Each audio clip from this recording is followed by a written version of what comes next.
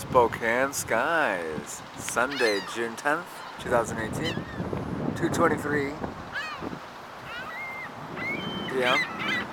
We are at North Spokane, the Northpointe Plaza, and this is looking a lot better than it's in the last few days.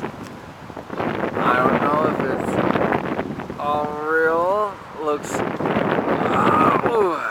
it looks fake and real to me, but black hole.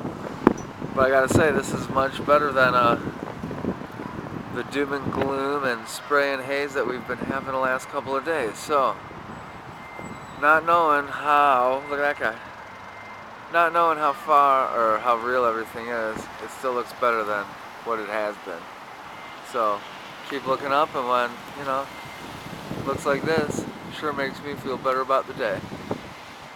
I don't see a spray.